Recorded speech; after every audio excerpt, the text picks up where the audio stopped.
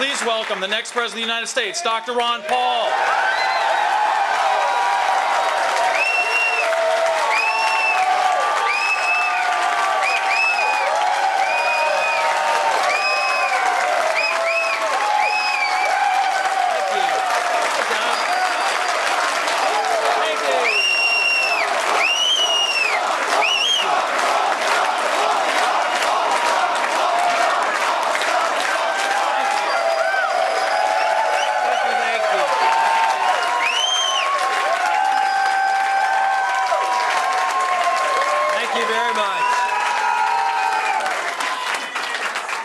Sounds to me like the spirit of liberty is alive and well.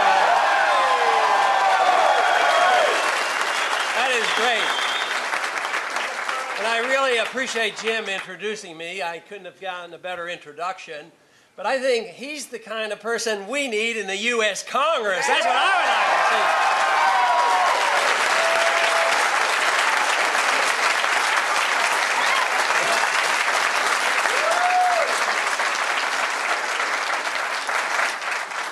This tends to be a very friendly crowd. Thank you.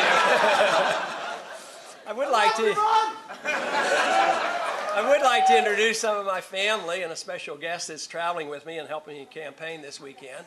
First, I would like to introduce my wife, Carol.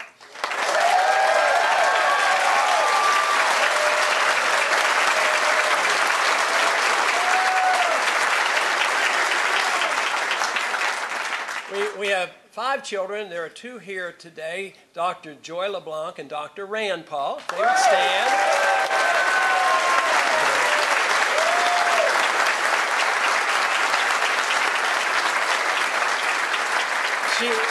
She is holding us, our youngest of the 18 grandchildren, John David. Her husband, Andy, is with her, as well as a sister, daughter-in-law, Peggy, is with us.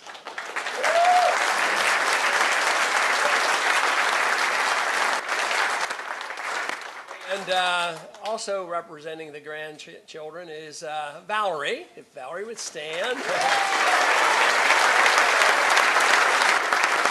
I'm delighted to have Barry traveling with us, and of course that makes us think back to 1964. And I know exactly where I was in 1964 in November. I was TDY in Peshawar, Pakistan. And of course that's a very interesting place right now today because it's a very volatile area.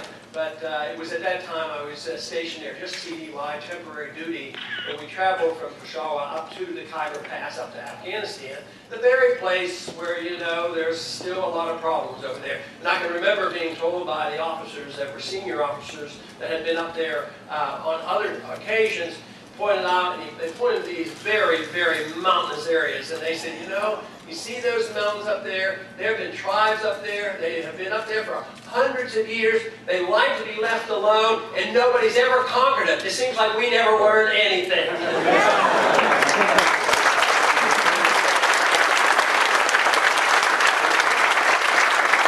But it is a real delight to be here, and it is a pleasure to be in an audience that does understand a lot of what I have to say. So you really don't need to hear from me. You already know what the story is.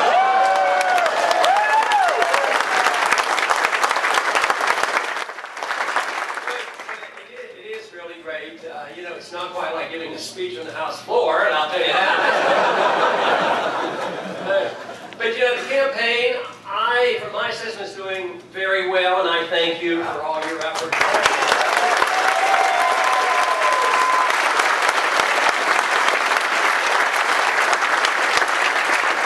But it hasn't always been that way. Matter of fact, about a year ago, I came visiting to your group here, and we talked about it, and there was an exploratory committee set up, and I was still reluctant. There were a lot of people urging me to run, and had been for quite a few months, if not a few years. But I was always reluctant because I had no idea where we were in our movement toward a free society, believing that there weren't quite enough people to really make a significant difference. And yet, I have found in the last year that not only is there a much larger remnant of true believers, but the young people are responding very favorably.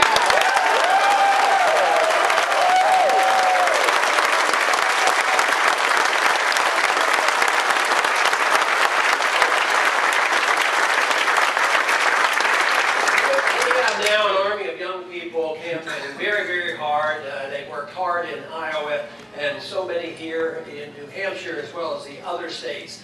And it is great. We can talk to the young people and talk to them about freedom and the Constitution, self-reliance and personal responsibility, personal freedom. Of course, they love it. The idea that they don't have to pay income tax or have an income tax if we have our way. They like that.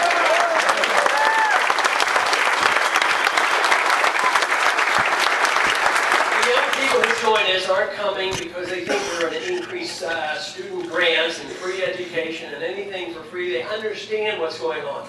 You know, there's a lot of reasons why we can criticize public education. There are a lot of shortcomings in public education. But you know, it must not be all that bad because these young people I've run into know their arithmetic. They have figured it out.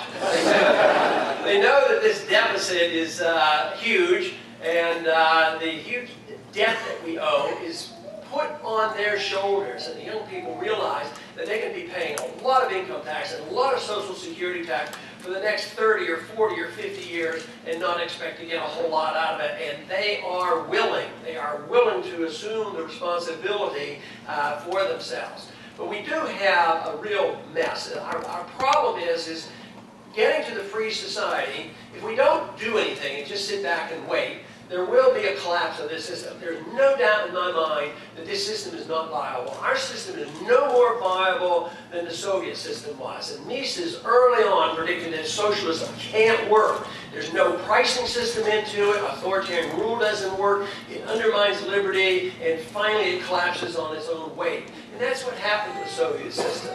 But Mises was no more optimistic about our system, which is a system of interventionism, of welfarism, inflationism, and corporatism. But his fear was that it too would go the way of socialism. But he did not predict the way of typical socialism or the socialism of the Soviet Union. But what he predicted would be sort of a fascist type of socialism where corporations were in bed with government. And I am very fearful that is the direction that we're moving in. And the main reason that we have to succeed because we have to stop that movement in that direction.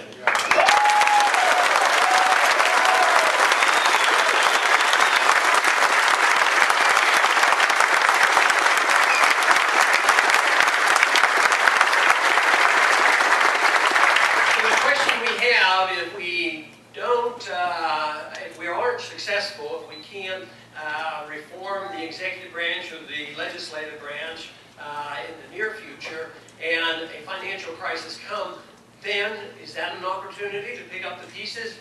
Possibly, but that's not what we should look for. We have to try to work our way out of this and get a transitional period, at least to reverse this trend. We can't continue this way because under the circumstances of chaos, things could actually get worse. Even today, you know, take for instance medicine.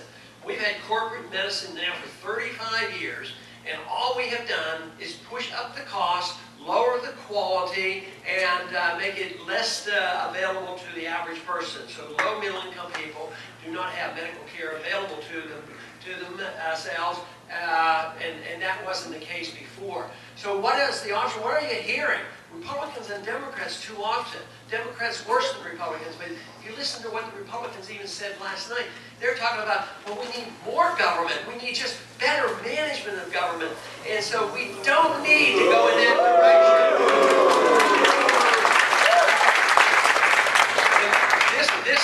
This is the challenge that we have in all areas, whether it's fiscal responsibility, whether it has to be medical care or education, or our right to spend our own money. Are we able to shift the gears without making the problems much worse? And I say it's worth the try. I've been working at this for a year or two, you know, and thought that it might take another generation actually to get enough enthusiasm from the young people and gather the remnant together to really have a viable political force. And I think the information we're getting this year is that there are a lot of us and that we can convert people and the country is waking up. I am so delighted. Last night we got it in a debate, and today on Wolf Blitzer he gave me another 3 or 4 minutes to talk about something that I think is so crucial because it's the sinister method of how we have financed this welfare state and this warfare state, and that that is through the inflationary policies of the Federal Reserve. We need to get rid of that process.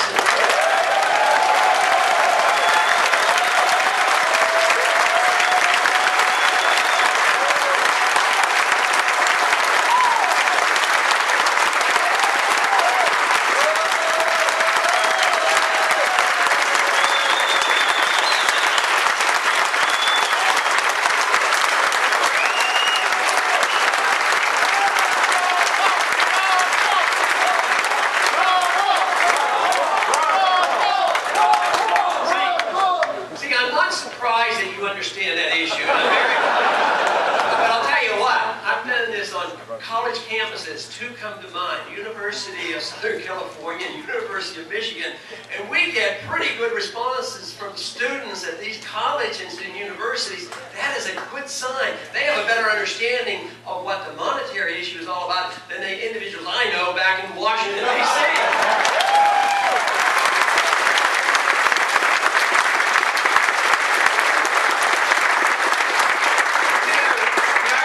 Talk about monetary policy is they claim it's too complex. You know, I think, why would they argue that it's too complex when the argument is that if money is paper, and when you need something, you print it, and it goes down in value, are you bewildered?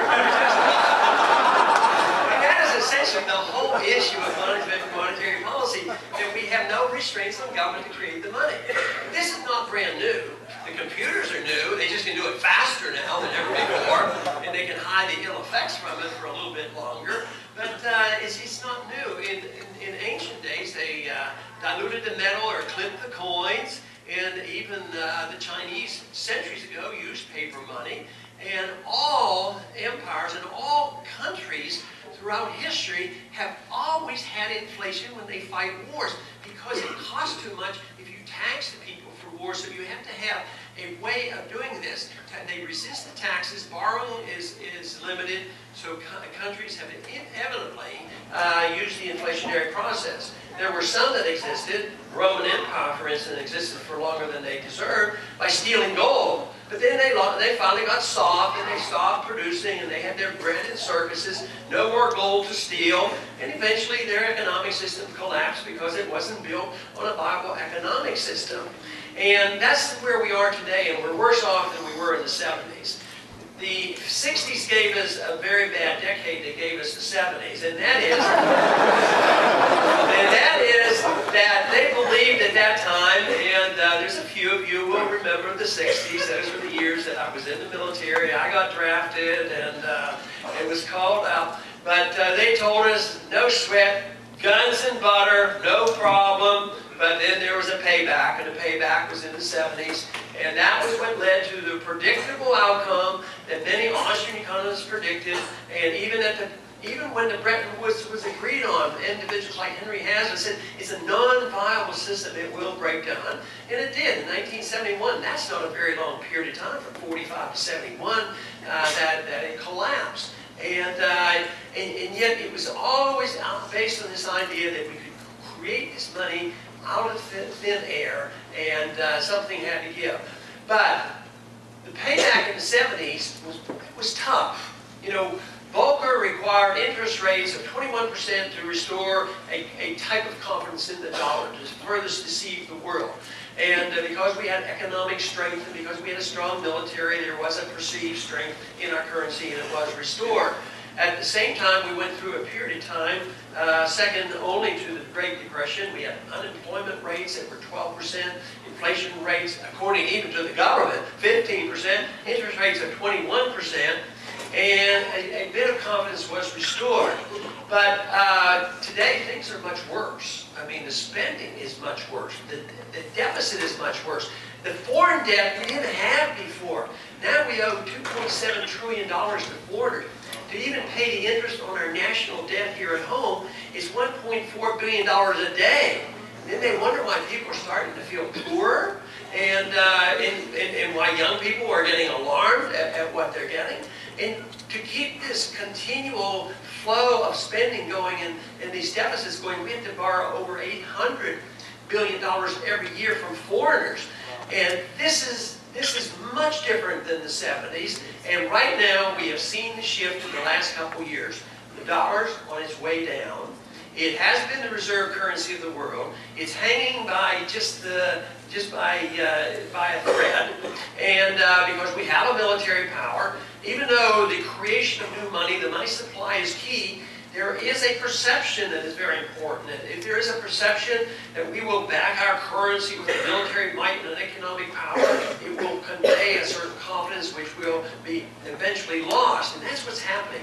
The loss of the confidence of America. And it's because we have done too much, too far around the world. It's reflected in the dollar. So the dollar is a big symbol of what is happening in this country. And there's not a sign that I see that all of a sudden this dollar is going to be restored. Last night I had the brief opportunity to present in about a minute to the answer to the question, why are oil prices so high? What are you going to do about that? You know,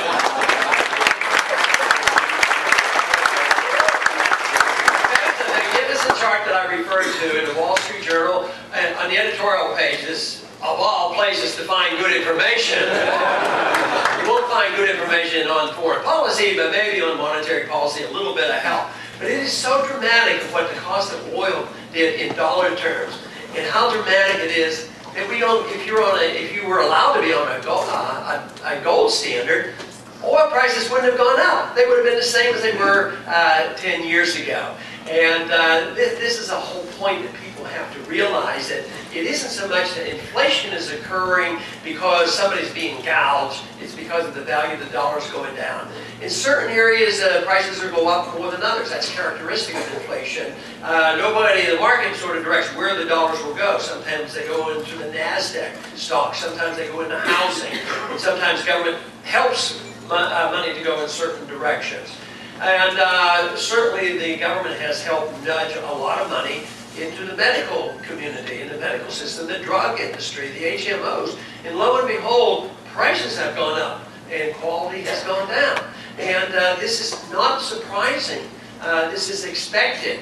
But I mentioned that last night. If we don't understand that there's an inflationary cause to the high cost of energy and to medicine, you know, we can't solve these problems. And this is why the monetary issue is so important. But in a transition, what do we do? How do we get out of this mess? We can talk, and I talk in platitudes and idealism and the Constitution all the time. But really, in politics, you do have to come down and say, what would you do and when would you do it? Are you going to wait for the collapse? Or are you going to nudge things over? Or are you going to just close down shop? And for some people, I might be going a little slower than others would like. Some might argue, well, let's just wait and we'll pick up the pieces. But I do believe that you have to make proposals. We want to get rid of the Federal Reserve. There's no doubt about that. We need to.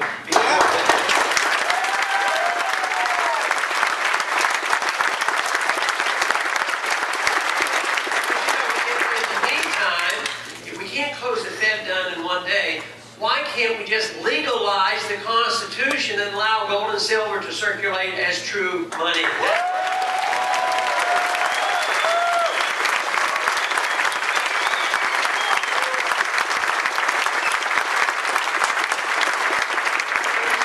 Gold always wins out against paper, and paper is losing its value.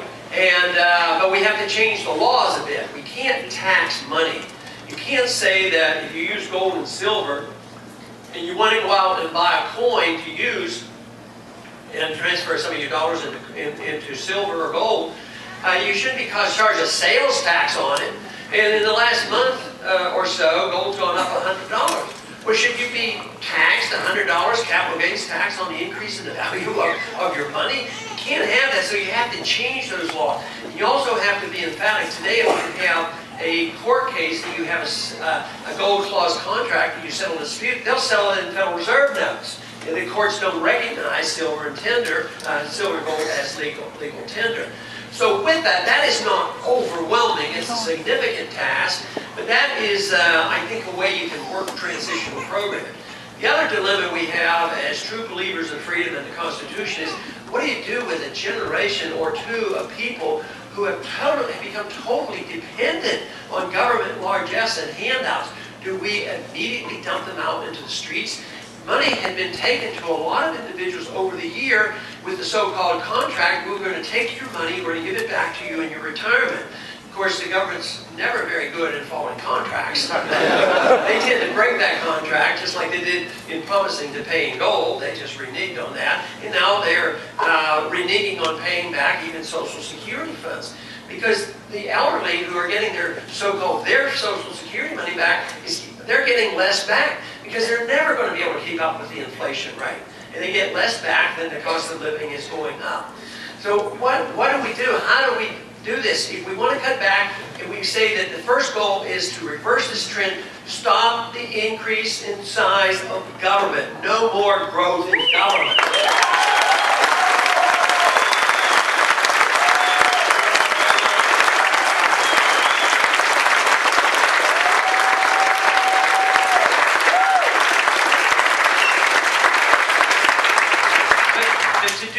To cut spending so we don't attack the person who is in a home getting Social Security and getting Medicare because it's just not going to work politically. But there is a way to do this. I believe the numbers are there, but it's something that we have to do very significantly. And this is, along with monetary policies, the other issue that I've talked about the most. And that is, we don't need a little tinkering with our foreign policy. We need a complete change in our foreign policy.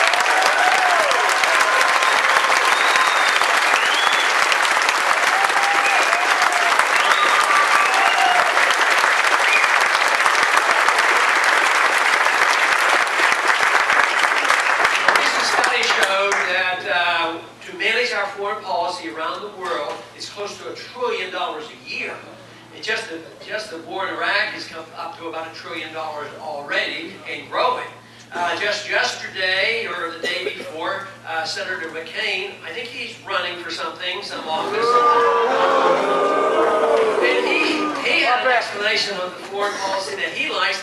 He thinks if it's necessary, we ought to stay in Iraq for 100 years. And I say, no.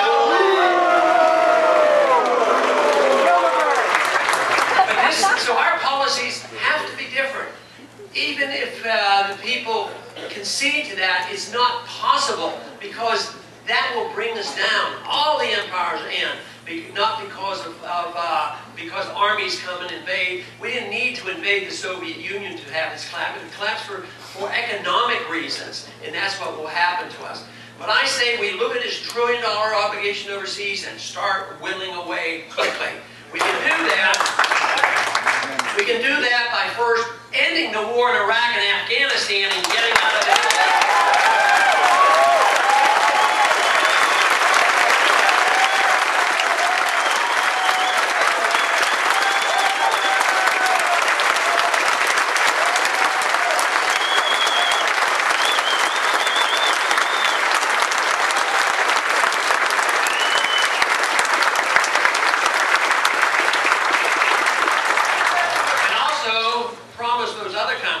Iran and Pakistan and the rest of them, that we're not going to tell them what to do with their countries and come home from all those countries.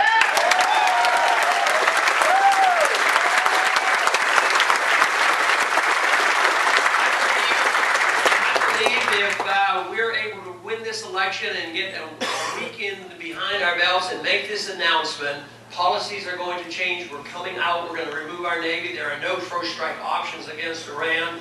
And the people believed it, and the markets believed it, realizing the expenditures were going to go down, and there would be less chance of a new world war going on. I think immediately the dollar would rally, and oil prices would come down just for psychological reasons.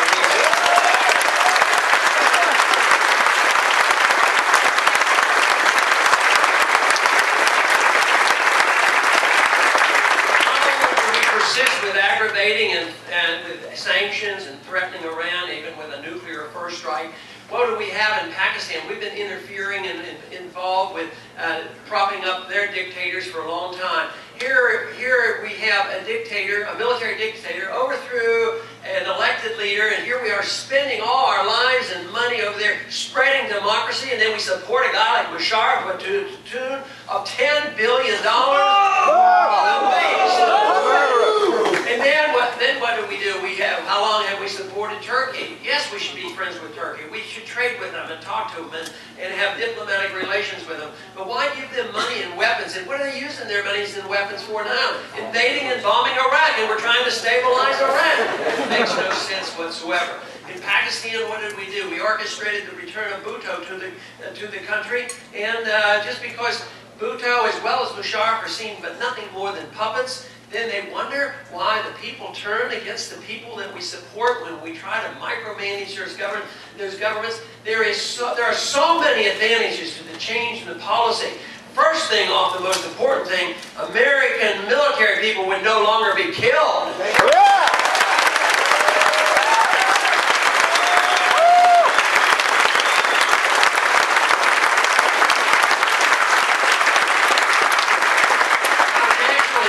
Would not be weakened, it would be strengthened. No matter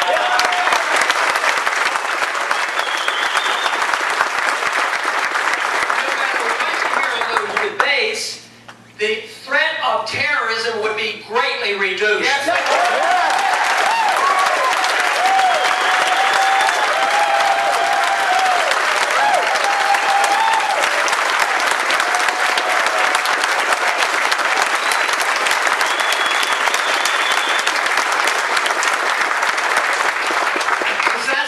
Part of the world and where we would work on the first few days, the next few days, send out orders to bring them home from Korea, Japan, and Europe. Bring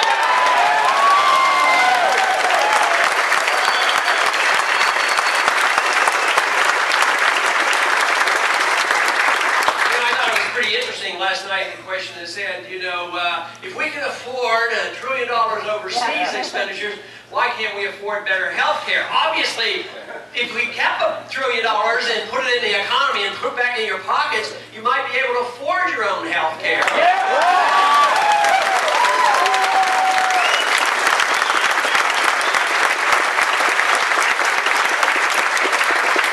There's nothing wrong with the advice of the founders and then looking to the Constitution. There's no authority for us to police the world. The founders were very clear about what our foreign policy should be. That is, stay out of the entangling alliances. Don't be the policeman in the world. Stay out of the internal affairs of other nations. And this is not, and shouldn't have been, absolutely strange to the Republican Party. But I think the Republican Party leadership, by the way, I think they have lost their way.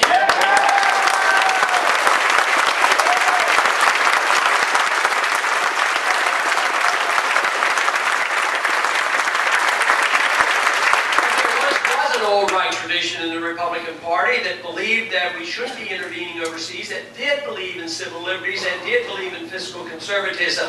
And if the Republican Party is to exist and to thrive and to continue to grow, and rather than just being diminished in numbers, they have to come around to understanding these issues. They cannot reject these principles and expect to be a viable party. And even though they resist, did you notice that they don't even want me in a debate tonight?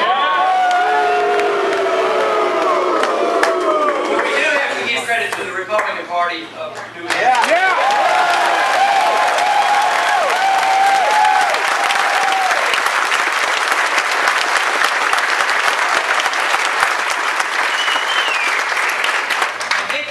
A relationship with that Fox News channel and some Republican leadership elsewhere. Maybe it's the military-industrial complex. Who knows what the relationship is? But nevertheless, it's obvious where we can save the money, why we can take care of the people, work our way out of this situation, allow especially the young people to opt out of the system. There's no reason why we can't offer the young people a chance to get out of Social Security, but we want to get everybody out of paying income taxes, which would be a tremendous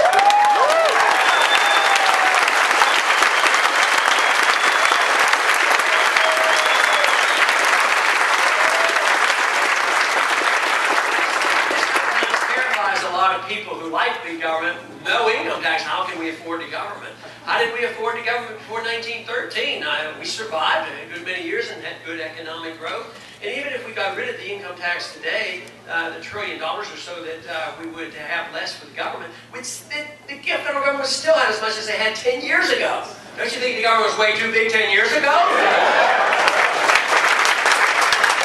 So this is, there are definitely ways that we can work our way out of this. But you know, it's the mental status of the American people that came about after 9/11. We can't ignore 9/11. Matter of fact, we have a tough time with 9/11 because they use it against us. They say that we don't support tyranny and the Patriot Act and all these violations of our civil liberties. We're not patriotic. Contrary to this, that we have to explain fully and make it very clear that to defend liberty, you never have to give up any of your safety and security.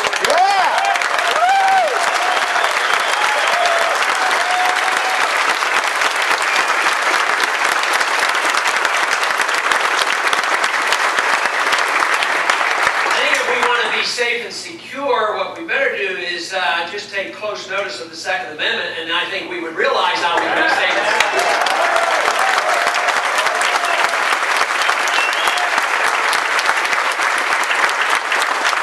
Certainly 9/11 did change a lot, there's no doubt about it, and they use an excuse for everything. But you know, the plans were in place a long time before 9/11. I think Paul O'Neill really had some revealing remarks in his biography, because he said at the very first meeting in January of '01, the subject came up: when are we going to hit Iraq? You know, when are we going to have regime change in Iraq? And that was a long time before 9/11. So the plans were laid a long time before. They didn't completely write the Patriot Act brand new. Those plans had been laid before.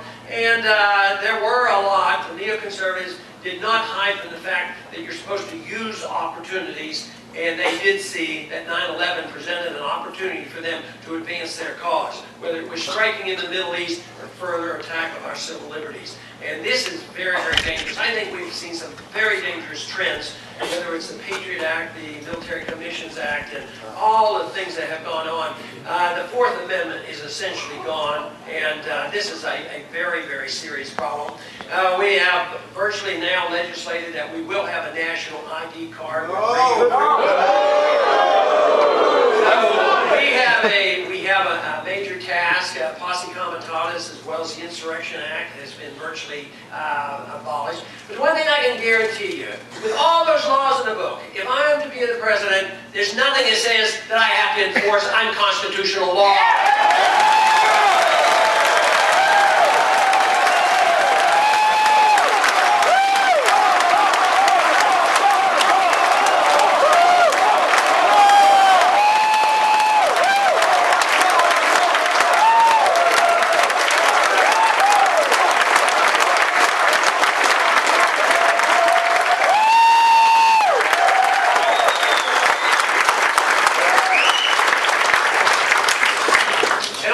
If the state comes along and legalizes the use of certain substances, the federal government has no right to come in and override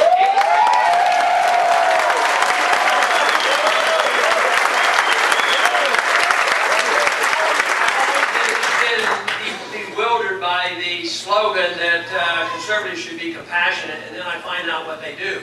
California and other states have come along and said, you know, in a very, very conservative manner, they said, well, you know, under certain circumstances, doctors can allow patients who are dying with AIDS and cancer to have marijuana. But the federal government comes in and overrides the state law, arrests individuals, never committed a violent act, and put people that are sick in prison. You know, and that is, most people in this country think this is the way the country's been all along. But you know, up until 1937, there were no laws against marijuana use. And the issue here is not the pros and cons of drugs and whether you should or should not. The issue is who's to make the determination, who's to make these decisions for us. It should be the individual, and if you make bad mistakes, you have to suffer the consequences.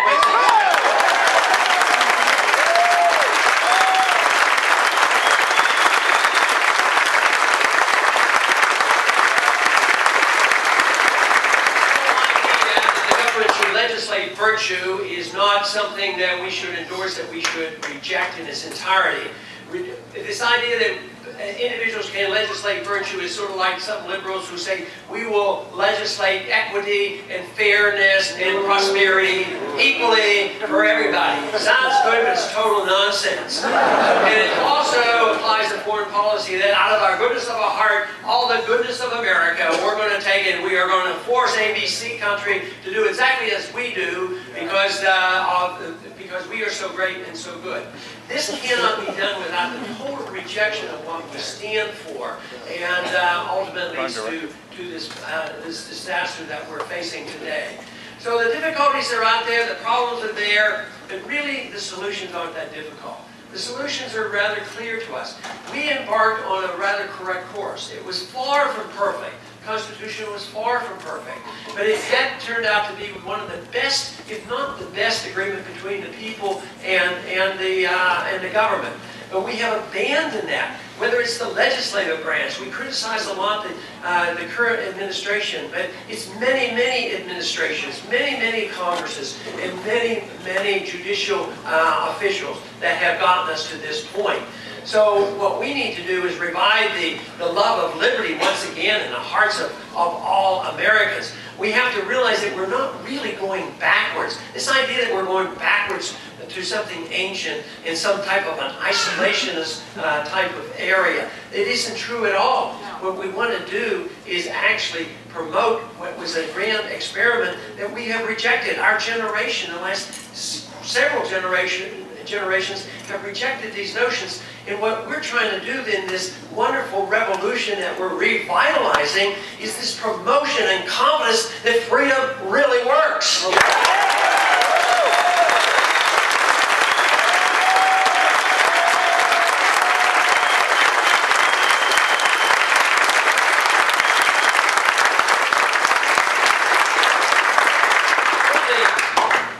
Things that have happened in the campaign is how I witnessed the bringing of people together with this message. And many of you already knew that and you understand it. But when we go to other audiences, when we go to liberal campuses, and we think we're either going to get a very small crowd or a crowd that's stereotyped, we bring a lot of people together. And I know you understand this, but I hope that this campaign and this effort and the continuation of this effort by all of you will put liberty, put the concept back together again. It's not chopped up in pieces. Foreign policy doesn't sit over here, and personal liberty doesn't sit over here, and economic liberty over here, and different people defending different branches. It's all one thing. We as individuals deserve our right to our life and the right to our liberty. Yeah!